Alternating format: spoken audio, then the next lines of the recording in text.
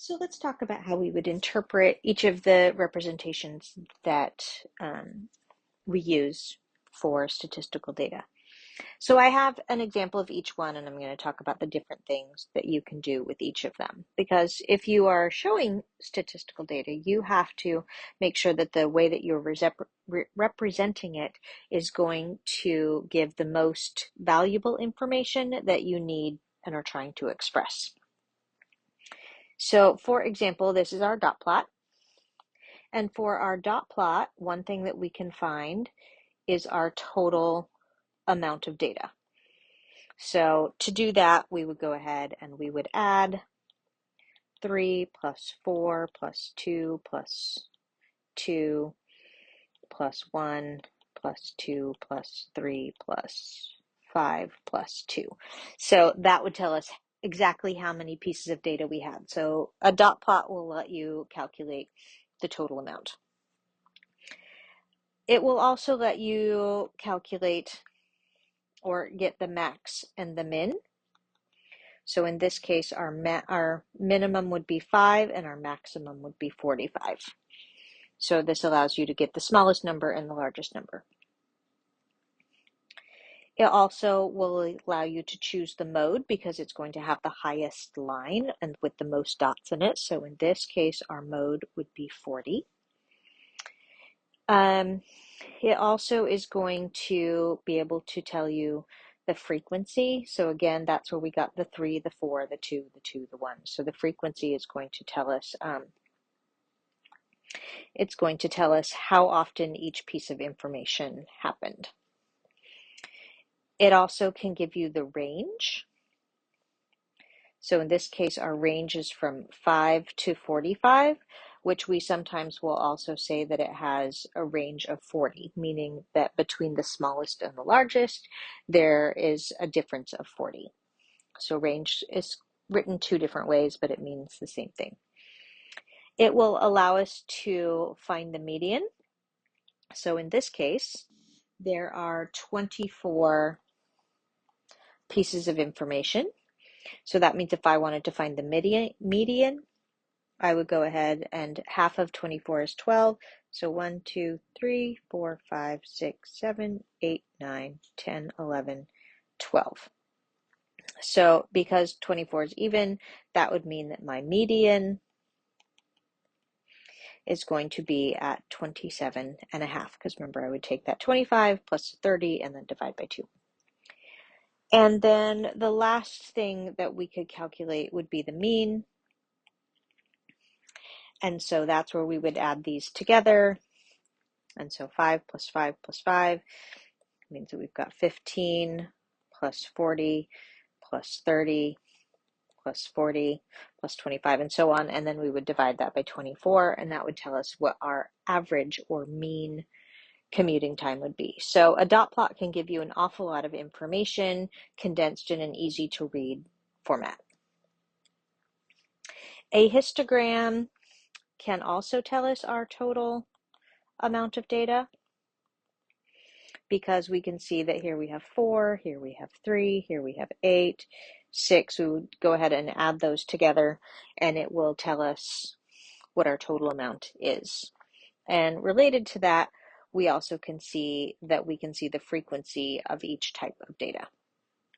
What we don't have in this is very specific times. So we don't know that somebody watched only 20 minutes of TV or if they watched 100 minutes of TV. We don't have that very specific breakdown. We just have ranges. So we would use this where a time where the very specific time is much less important. And we are just more interested in approximates. So who watched about between an hour to an hour and a half of TV? Well, 8 people watch between an hour and a half of TV. So it's much more general in that way. So we don't have specific pieces of information.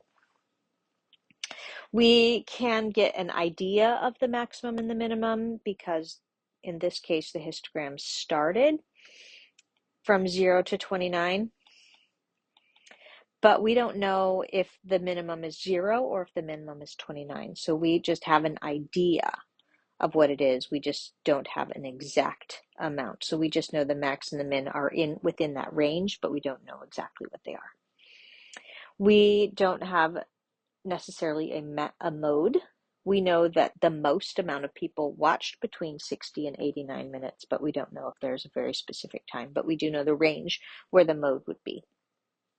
So we know that it's somewhere in that category that we would have a mode. Again, with range, same thing. We know that it's going to be somewhere between 0 to 175. So the range would be 175, but we don't know. It could actually be a little bit less. Maybe the least amount was actually 15 and the most amount was 151. So we aren't entirely sure the perfect range, but we have an idea. So a histogram is great because it gives you an idea of these things where exact values are not what you're trying to look for. Same with the median. You would have an idea of where the median would fall, and you can't have an exact mean because, again, we don't have exact values. So this is just a different way for us to show information, but it doesn't have as much specific information as a dot plot, but it's going to be much more usable if you have a much larger data set where you just want to know the averages of these things. So keep that in mind, that a dot plot is great for smaller data sets, but a histogram is going to be more useful for a larger data set. And lastly, we have our box plot, and this is useful where we just want to have the most general of trends. So as we talked about before, this gives us very specific information. So this, we have no idea what the total data is from this representation. It can be a very small amount of data to a very large amount of data. What we do have is that we can focus on where certain parts of information are. So you want to remember that from the beginning to the end is 100%. And then the middle part right here where the box is, that's the middle 50%. That's where most of your important data is going to happen, because that's going to be the least likely to have what are called outliers, so pieces of data that don't fit the pattern that you see. So think of a super duper smart person. They're not your average person. They are special. They are super duper smart. They are going to be way up there at the top. And so if we actually had data points for this, we could say maybe there's only one here, and then most of the rest of them are in closer to there and a little farther away, and then we have all of our people that would be in between. So we don't know quite where those data points would land, we just know where the key pieces are. So we do want to remember that each section is worth 25% of the data. And we have this thing called, it's called an IQR, and it stands for interquartile range. And it's talking about this 50% that's in the middle, so the interquartile range. So in this case, our interquartile range would be 75 minus 30, which means that we have 50% of our data within a 45-point range. So this can also give regular range, because that's going to be our largest to our smallest. So 90 minus 10, so it has a regular range that is 80 apart. And we can see that our median is going to be right here at 40. This is our median, because remember, the very center line is going to be the exact middle.